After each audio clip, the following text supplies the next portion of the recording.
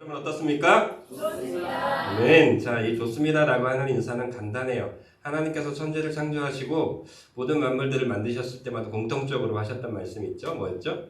보시기에 좋았더라. 네, 똑같습니다. 오늘 이 예배를 또 여러분들의 삶을 하나님께서 보시기에 좋게 여기실 것이 분명하기에 우리도 같이 믿음으로 선포하는 거예요. 좋다고, 좋았더라고. 자, 다시 한번 그 믿음을 가지고 옆에 분을 바라보면서 여러분 어떻습니까? 아멘. 네, 그 좋습니다라는 그 믿음이 저와 여러분들에게 날마다 넘쳐나길 예수님의 이름으로 축복드립니다. 저는 오늘 어떤 말씀을 준비할까라고 고민을 하다가 현실의 뿌리박은 영성 다윗이라는 책, 유진 피터슨의 책입니다. 이 유진 피터슨의 책에 성소에 대한 부분이 있는데 그 성소에 대한 부분을 가지고 저와 여러분들에게 하나님의 그 은혜를 나누고 싶어서 이 은혜를 나누고자 말씀을 들고 왔습니다. 예배란 대체 무엇일까요? 또 성소란 대체 무엇일까요?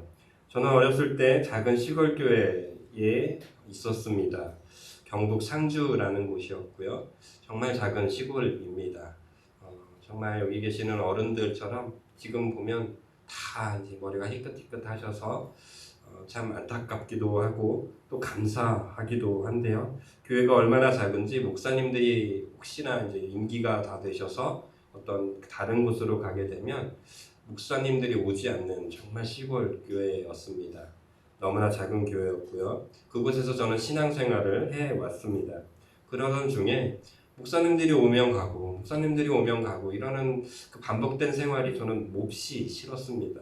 왜 우리 교회는 전도사님들이 오셨다가 목사님만 되면 다 떠나는 교회일까? 내가 혹시라도 내가 나중에 목사가 되면 부르시는 분 있으면 언제든 가야겠다. 내가 그런 목회, 그래서 시골교회 같은 교회, 작은 교회 아무도 안 가는 교회가 있다면 내가 좀 달려가보고 싶다라는 마음의 소원이 있어서 이 목사의 길을 걷기 시작했고요. 지금까지 그렇게 걸어가고 있습니다. 그때 제가 예배를 드렸을 때가 생각이 납니다.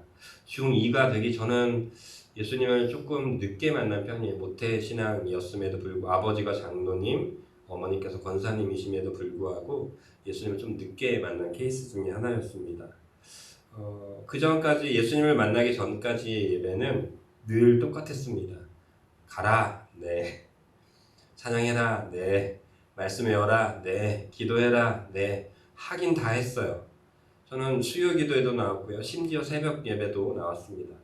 그리고 학생회 회장으로서 거의 몇 년 동안 그 학생 예배 인도도 도맡아서 했습니다. 그러나 어떤 예배에도 어떤 말씀에도 어떤 기도에도 저에게는 아무런 의미가 없었습니다. 그저 해야 되는 예배였기에 하는 예배일 뿐이었습니다. 그러던 어느 날이었죠. 어느 수련회였습니다. 겨울로 기억되고요. 그날도 역시 동일하게 예배를 드리고 있었고 해야 되니까 기도했고 외치라니까 주여라고 외쳤습니다. 그런데 그때 제가 알지 못하는 그동안 말로만 들었던 예수님을 그때 처음 만났고 그때 예수님께서는 저에게 분명히 말씀했습니다. 내가 너를 지금까지 기다렸노라고. 내가 너를 위해서 17년, 그러니까 그 당시에 나이가 17살이었거든요. 17년을 기다렸노라고 그 안타까운 눈물을 저에게 보여주시는데 얼마나 큰 기쁨이 있었는지 지금도 생생합니다. 여러분들도 이런 경험 다들 있지 않으십니까? 한 번쯤은 다들 있으시잖아요. 그런데 어느 순간부터인가 이 예전에 가졌던 감격과 기쁨과 하나님을 향한 기대는 온데간데 사라지고 그냥 다시 예전처럼 똑같은 예배, 똑같은 말씀, 똑같은 기도로 살아가고 있을 때가 참 많이 있습니다. 저는 오늘 이 말씀을 통해서 오늘 예배를 통해서 이런 예배의 감격, 예배에 대한 기대, 예배에 대한 의미가 달라지는 시간이 되기를 예수님의 이름으로 축복드립니다. 그래야 달라질 수 있어요. 그래야 바뀔 수가 있고요. 그래야 여러분들의 마음 상태가 달라지므로 하나님의 은혜를 살아가는 사람이 될 수 있습니다. 그래서 유진 피터슨은 오늘 이 책 현실의 뿌리박은 영성이라는 이 책에서 이 성소에서 세 가지 정도를 우리에게 강조해 주고 있습니다. 첫 번째, 이 예배, 이 성소는 따라해 봅시다. 얻어가는 자리여야 합니다. 다시 한번요. 얻어가는 자리여야 합니다. 이것은 우리에게 뭔가를 맡겨놓고 그것을 다시 뺏어가는 그런 얻어감이 아닙니다. 여러분들이 이 예배라는 것, 또 말씀이라는 생활, 기도 생활, 또 소모임들이 있을 거라고 생각합니다. 어떤 모임이든 어떤 예배이든 저와 여러분들이 그 장소를 향할 때는 뭘 가지고 있어야 되냐면 내가 이번 시간에는 꼭 무언가만은 여러분들이 일상생활에 너무 지치셨어요? 그럼 좀 평안을 얻으리라. 내가 이 모임, 이 예배 시간에 오늘은 꼭 기도의 응답을 받으리라. 혹은 병 고침을 받으리라 라고 하는 뭔가 얻어가고자 하는 마음이 저와 여러분들에게 있어야 할 줄로 믿습니다. 왜 그렇습니까? 21장 3절 말씀을 같이 읽어보도록 하겠습니다. 21장 3절 말씀 같이 읽어볼게요. 이제 당신의 수중에 무엇이 있나이까? 떡 5덩이나 무엇이나 있는 대로 내 손에 주소서 하니. 지금 다윗은 어떤 상황에 놓여 있는 상황이냐면 요나단으로부터 이제 충고를 받아요. 이제 마지막 경고를 받습니다. 우리 아버지가 너 죽이기로 작정한 것 같다. 이제 내가 아무리 보호하려고 해도 너를 더 이상 보호할 수 없을 것 같으니 이제 떠나라. 좀 멀리 아버지로부터 떠나라. 라고 하는 말을 듣습니다. 이전까지만 해도 긴가민가 했어요. 이전까지도 위험도 있었고 두려움도 있었습니다. 죽을 뻔한 위기도 있었습니다. 그런데 이제는 그 정도가 너무 심각한 거예요. 그래서 다윗이 그래 오케이 오늘부터 도망길에 가자. 뭐 이렇게 작정하고 도망간 게 아니고 요나단과 이야기를 하던 중에 진짜 내가 죽겠구나. 안 되겠다. 도망가자. 라고 하면서 한밤에 갑작스럽게 도망을 가게 된 거예요. 그런데 그 기간이 오늘 본문에 보니까 3일 밤낮을 달려왔던 것 같아요. 배 하루만 골라도 여러분 어떠십니까? 전 주일 아침에 항상 일부러 굶거든요. 컨디션을 위해서 가장 좋은 컨디션으로 하고 싶어서 한 끼만 굶어도 저는 점심만 되면 막 먹을 것 찾아서 눈이 뒤집혀 버리거든요. 그런데 3일이에요. 부끄러운 과거 하나만 말씀드리겠습니다. 저는 대학교 때 금식 기도원을 갔던 적이 있습니다. 친구와 3일 동안 작정하고 금식 기도하기로 하고서 기도원을 갔습니다. 아침 일찍 갔고요. 저녁 늦게 돌아왔습니다. 어떤 의미인지 아시겠죠? 한 끼를 채 굶지 못하고 돌아오게 되었습니다. 근데 다윗은 3일 밤낮을 도망 다니면서 물도 제대로 먹지 못하면 어떻게 한 거예요? 도망가고 있는 상황이에요. 그 도망가는 상황에서 저 멀리 어떤 불빛이 보였을 수도 있고요. 혹은 예배 처소가 보였을 수도 있습니다. 어쩌면 그곳에 예배 처소가 있다는 걸 다윗은 알았을 것입니다. 한 걸음 한 걸음 조금만 더 가자. 조금만 더 가면 아히멜렉이 있는 그 예배 처소가 있을 거야. 거기 가면 뭐 할 거예요? 먹을 거가 있겠지. 하나님의 성전인데 먹을 게 없겠어. 이런 기대 심리를 가지고 하나님의 성전을 찾았다라는 것입니다. 다윗은 하나님의 성전을 향해서 먼 거리지만 도망자 신세이지만 아무도 자신을 맞아줄 것 같지 않은 상황이지만 하나님의 성소를 찾고서 거기서 뭘 가진 거예요? 21장 3절에서 말하는 것처럼 내 배고픔을 내 허기짐에 채워주지 않을까? 라는 기대가 있었다라는 것입니다. 여러분들이 오늘 이 자리를 찾을 때 어떤 마음으로 오셨습니까? 목사인지라 종종 설교하기가 정말 싫을 때가 있습니다. 목사인지라 새벽 제단을 지킬 때가 정말 싫을 때가 종종 있습니다. 그러면 저 스스로가 정신을 바짝 차려요. 야, 네가 그렇게 원해서 한 이 자리 아니야. 내가 너를 도와서 목사가 되게 했는데 내가 너에게 지혜를 주었고 물질을 주었고 너희가 이 예배 처소를 내가 너에게 네가 그렇게 원해서 이 자리로 가게 했는데 지금 뭐 하는 거냐고 정신 차리라고 저에게 주시는 그 하나님의 메시지가 들릴 때면 바로 정신을 차리고 저는 이렇게 다짐합니다. 하나님 저 힘들어 죽겠어요. 근데 새벽제 때는 나가요. 하나님 하실 말씀 있으셔서 그러는 거죠. 그런 심리로 나가는 거예요. 예배 나가기 싫을 때 있지 않으세요? 저만 그래요? 전 싫을 때가 종종 있어요. 그런데 나가요. 왜요? 하나님이 저를 예배자로 부르셨으니 부르신 이유가 있을 거라는 확신이 있기 때문에 그 예배를 게을리하지 않아요. 하기 싫어도 가고요. 기도하기 싫어도 기도해요. 때론 찬양이 잘 안 돼요. 그래도 해요. 왜요? 부르신 이유, 부르게 하시는 이유가 반드시 있을 거라는 믿음이 저에게 있기 때문입니다. 대형교회 성도님 여러분, 여러분들이 이 자리를 어떤 마음으로 나왔는지 저는 잘 모릅니다. 그러나 예배에 대한 기대를 꼭 회복하십시오. 이번 예배를 통해서 내 문제가 회복될 거라고, 나의 삶의 어려운 부분들이 해결되는 은혜가 있을 거라고, 하나님 너무 힘들지만 그래도 가겠습니다 라고 순종하며 기대하는 마음으로 나아가시는 우리 대형교회 성도 여러분 모두가 되시기를 예수님의 이름으로 축복드립니다. 그러면서 한 가지 더 추가적으로 이 유진 피터슨은 이야기하더라고요. 성소, 이 예배에 대해서 뭐라고 얘기하냐면 이 성소는 야전병원이래요. 야전병원. 이 야전병원에 저는 군대를 다녀왔는데 특전사를 다녀왔어요. 그러나 뭐 대단한 훈련 받고 이런 건 아니고, 특전사는 병원을 쉽게 얻을 수가 없어요. 그래서 의무병이 항상 이렇게 4인 1조 이런 식으로 항상 이렇게 붙어 있습니다. 그래서 급한 일이 생기면 어떻게 해요? 위급한 처치를 하고 다시 부대로 복귀를 해야 되니까요. 그런데 이런 의무병들이 모인, 전장에 있는 의무병들이 모여 있는 것을 야전병원이라고 하거든요. 병원까지 오기가 힘드니까, 빨리 응급처치를 해야 되니까. 유진 피터스는 예배가 그런 곳이 되어야 된다고 이야기를 하더라고요. 상당히 동의합니다. 여러분, 예배 시간에 여러분들이 갖가지 문제가 있으시지 않으십니까? 친구에게 배신당하고, 직장 상사에게 아무리 잘해도 나의 능력을 인정해주지 않아서 상심하고, 하나님께 기도해도 기도는 들어주지 않는 것 같고, 때론 좋은 설교를 듣고 기도를 해도 나에게 아무런 해갈이 일어나지 않는 것만 같은 이 영적인 아픔이 계속해서 지속되어질 때, 사랑하는 성도 여러분, 꼭 성서를 찾으십시오.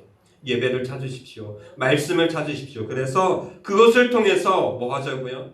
영적인 회복이 일어나야 합니다.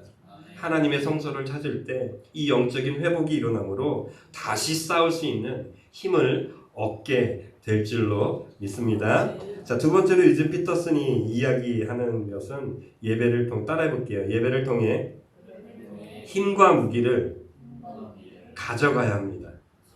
자, 예배를 통해서 힘과 무기를 가져가야 된다고 이야기를 하고 있습니다. 6절부터 읽어볼게요. 시작. 제사장이 그 거룩한 떡을 주었으니 거기는 진설병 곧 여호와 앞에서 물려낸 떡밖에 없었습니다. 이 떡은 더운 떡을 드리는 날에 물려낸 것이더라. 9절도 읽어볼게요. 제사장이 이르되 네가 엘라 골짜기에서 죽인 블레셋 사람 골리앗의 칼이 보자기에 쌓여 에봇 뒤에 있으니 네가 그것을 가지려거든 가지라. 여기는 그것밖에 다른 것이 없느니라 하는지라. 그 같은 것이 또 없나니 내게 주소서 하더라. 아멘. 자, 다윗이 지금 너무 배고파요. 그래서 제사장한테 얘기하는 거야. 아히멜렉에게. 나 너무 배고픕니다. 먹을 것 없습니까? 라고 했더니 얘기해요. 야, 여기 성소야.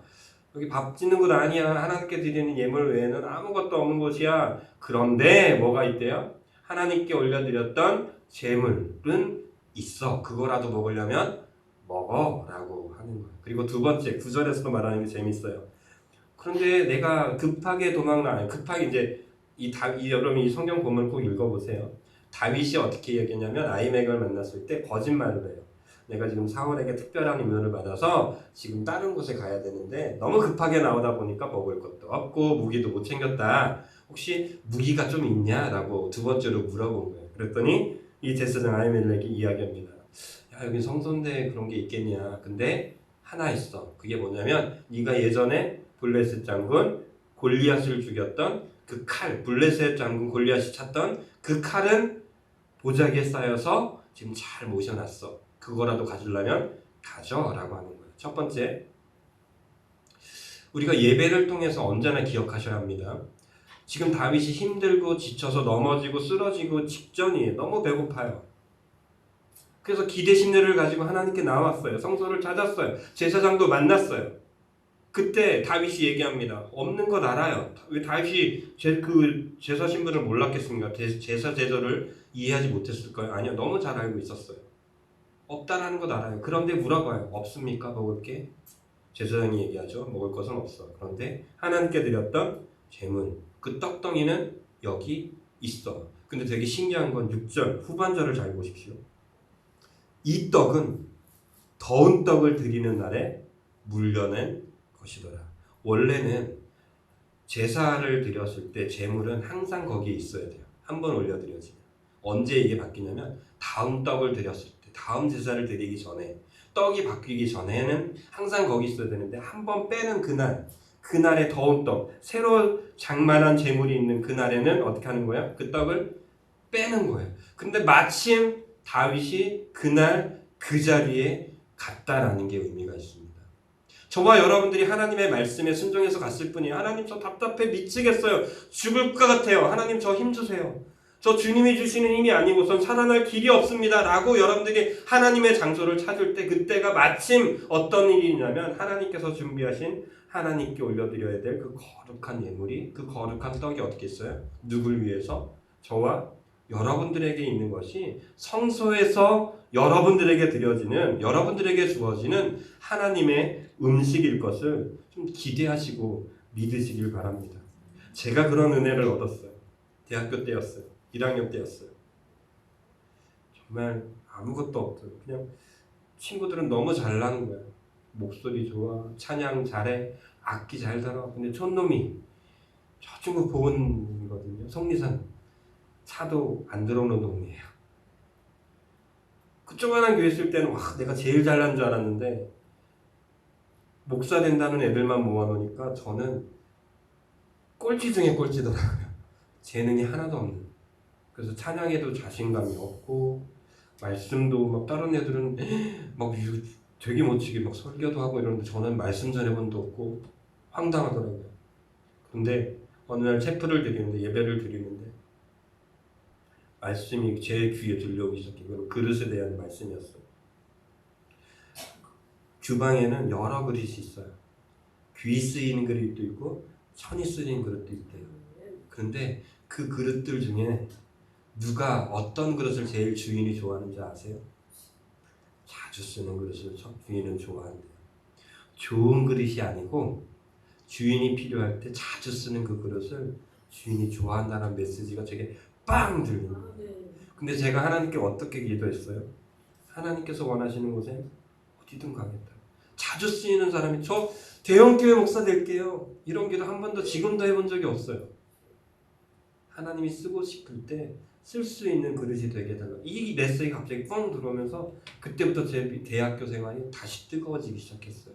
이게 뭘까요? 하나님이 준비하신 예물, 주님 저 답답해요. 다른 사람들 보니까 저 너무 못해요. 그런데 그때 저에게 생명의 양식, 다시 한번 목회의 길로 걸어갈 수 있는 힘을 얻을 수 있는 생명의 양식이 저에게 주어주신 것입니다. 저는 믿습니다. 여러분들에게도 동일하게 하나님의 말씀이 깨달아질 때가 있을 거예요. 여러분들이 생각지도 못한 하나님의 마음이 여러분들에게 쑥 들어갈 때가 있을 거예요. 그것이 여러분들을 살리는 생명의 떡이 될 것이고요. 힘을 얻을 수 있는, 힘을 내서 여러분들의 삶의 현장으로 가게 하는 생명의 떡이 될 줄로 믿습니다. 문제는 그것만 가지고는 안 되더라고요. 힘을 열심히 내봤자 어때요? 맞고 올 때가 많더라고요. 분명 열심히 내가 준비를 했고요. 찬양도 잘 준비했고 모든 것이 완벽해요. 그러면 예배가 잘 인도가 돼야 되잖아요. 안 그럴 때가 훨씬 더 많아요. 예상치 못한 일이 막 터져서 막 머리가 뒤죽박죽인 경우도 있어요. 이건 여러분들 더 잘 알 거예요. 주일 예배를 드려서 막 도전 받았잖아요. 그래 그렇게 살아야지.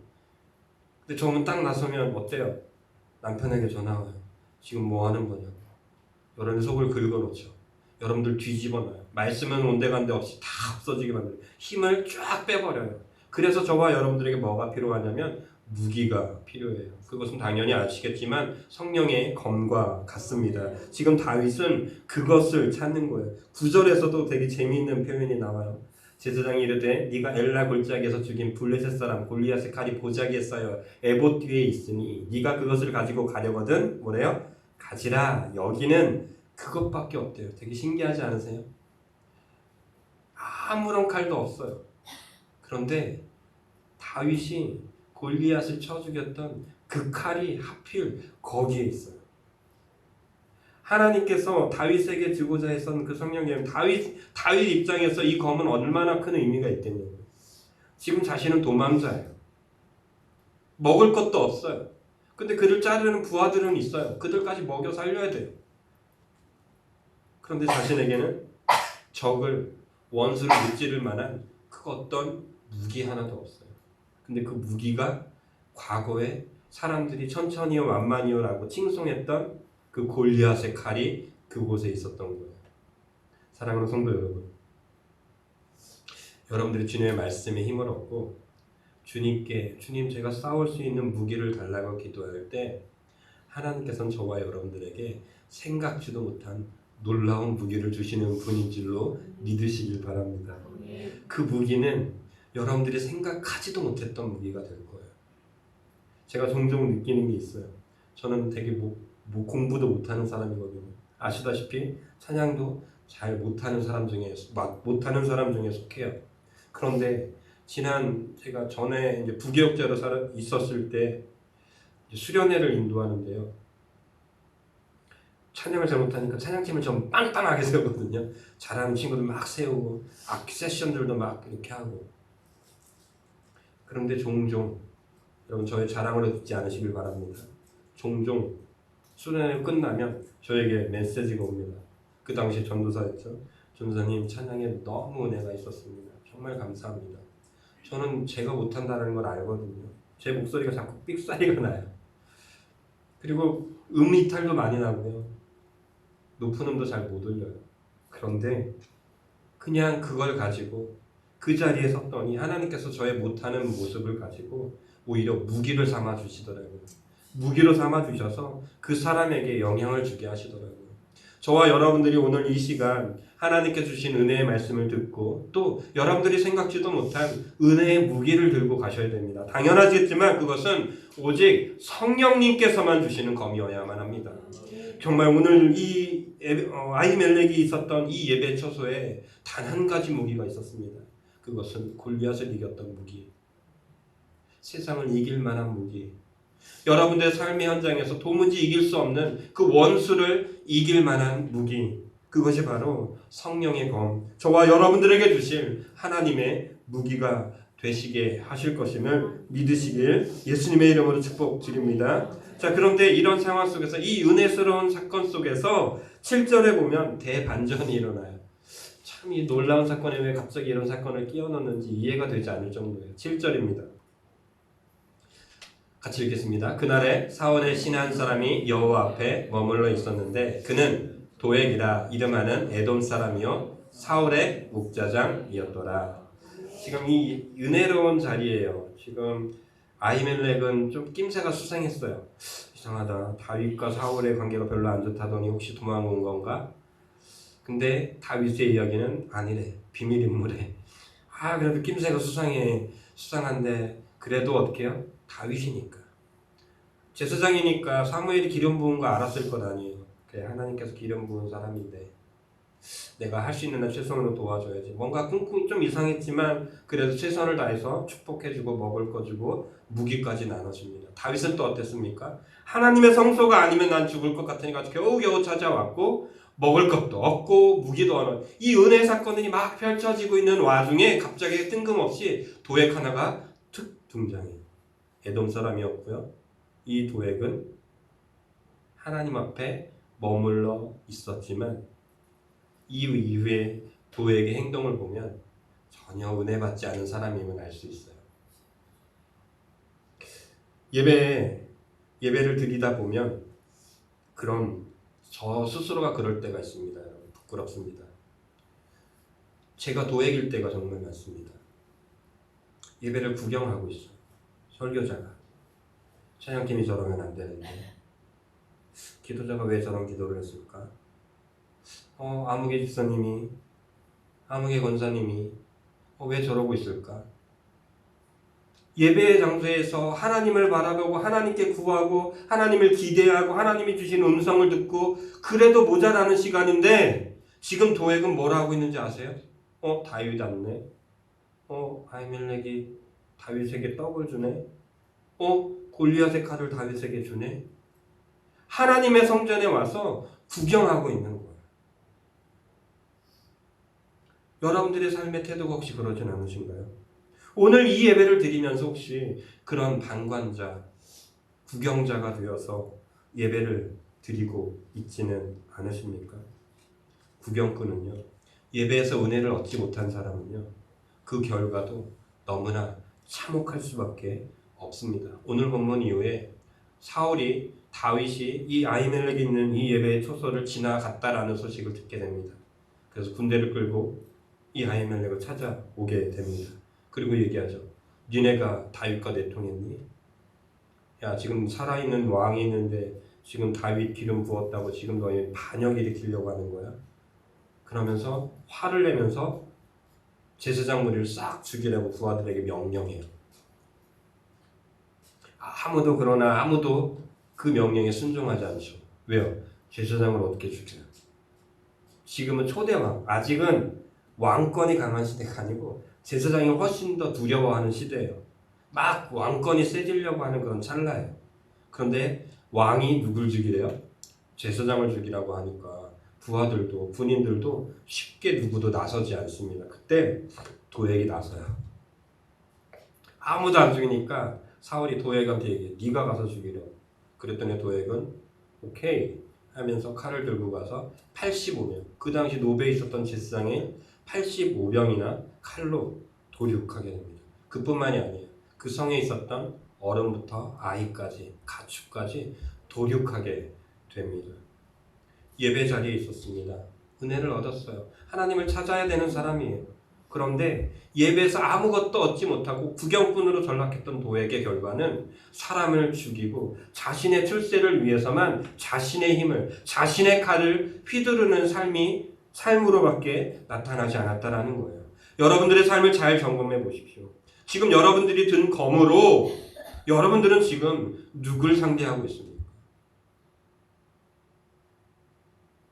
제사장을 상대하고 있지는 않나요? 아무런 힘도 없는 연약한 아이들과 노인들을 상대하고 있진 않으십니까? 그 검을 잘못 쥐고 나아갔기에 잘못된 결과만 있었을 뿐입니다. 저는 여러분들에게 다시 한번 호소합니다. 하나님의 말씀을 들으셨나요? 이 예배 시간에 하나님께서 주시는 마음을 잘 간직하셨습니까?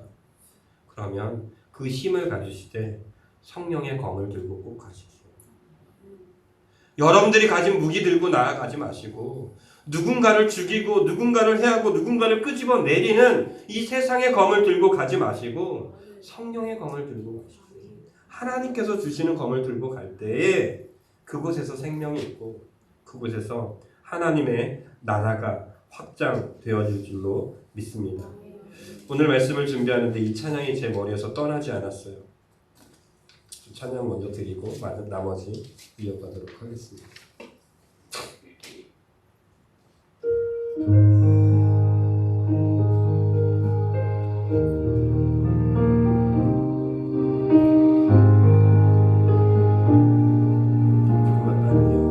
너 예수께 조용히 나가. 너 예수께 조용히 나가. 내 모든 짐 내려놓고 주 십자가 사랑을 믿어 죄사함을 너 받으라. 주 예수께 조용히 나가. 내 마음을 쏟아놓으라. 능히 보시는 주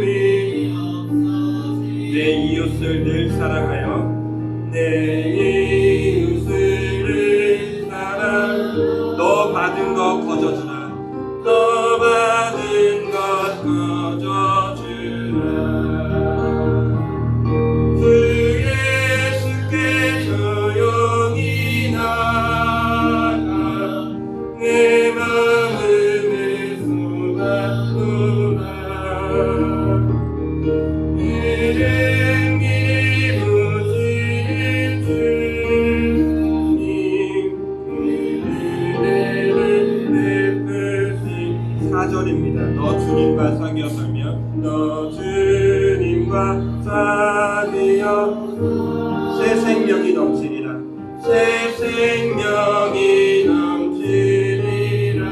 주 예수를 찾는 이 앞에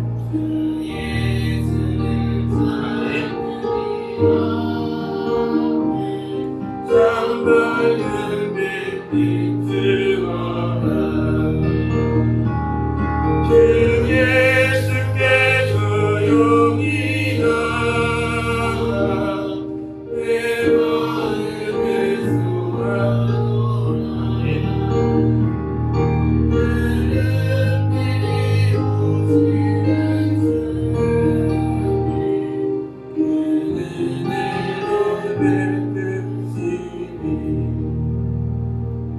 시편 32편 37편 7절에선 이런 말씀이 있습니다.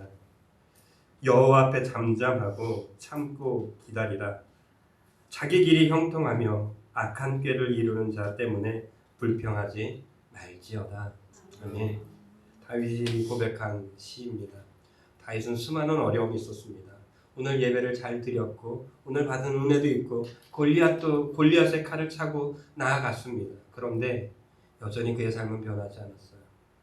은혜가 있었던 것 같은데 주님이 주시는 성령의 검을 들고 나아갔었던 것 같은데 자신의 삶은 변하지 않는 거예요. 오히려 세상에 악하고 죄 짓는 저 사람이 예배도 잘 드리지 않고 있는 저 사람들이 더 잘 나가는 것처럼 보일 때가 훨씬 더 많아요. 그런데 다윗은 고백해요. 여호와 앞에 잠잠하고 참고 기다리라. 자기의 길이 형통하며 악한 꾀를 이루는 자 때문에 뭐예요?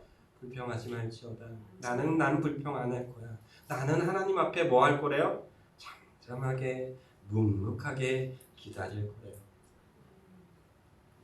지금 저와 여러분들이 그러고 있을 줄로 믿습니다. 잠잠히 하나님의 뜻이 일어날 때까지, 하나님이 주신 때가 내게 다가올 때까지 묵묵히 기다리는 것, 이게 카이로스예요. 우리가 들어가는 이 수많은 크로노스, 이 지나가는 시간들 속에서 하나님의 임재가 나타나기까지 묵묵히 기도하며 기다리고, 하나님께서 쓰시고자 할 때 내가 오케이 지금이구나 라고 달려갈 수 있는 이 타이밍을 잡을 수 있는 것, 이게 바로 카이로스거든요.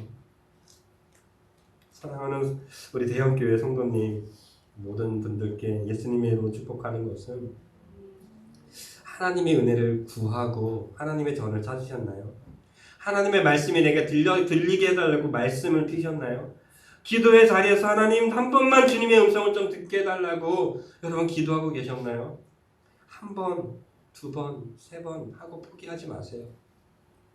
때가 되면 하나님의 말씀은, 하나님의 은혜는 저와 여러분들을 반드시 향하게 될 것입니다. 요한복음 6장 35절에서는 그래서 이렇게 선포해 주고 계십니다.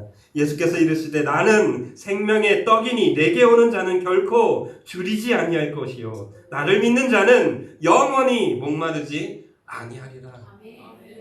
하나님을 찾는 자에게 주님이 말씀하고 있습니다. 나를 보라고, 나는 그런 사람이라고, 나는 그런 존재니까 나에게 다가오라고, 내가 너에게 채워주겠다고 예수님께서 말씀하십니다. 마태복음 11장 28절에도 또 이렇게 말씀해요. 수고하고 무거운 짐진 자들아 다 내게로 오라. 내가 너희를 뭐래요? 쉬게 할 거라고요.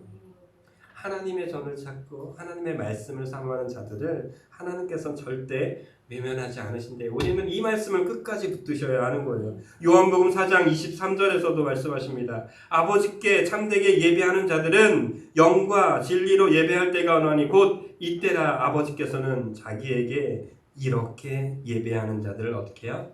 찾으시느니라.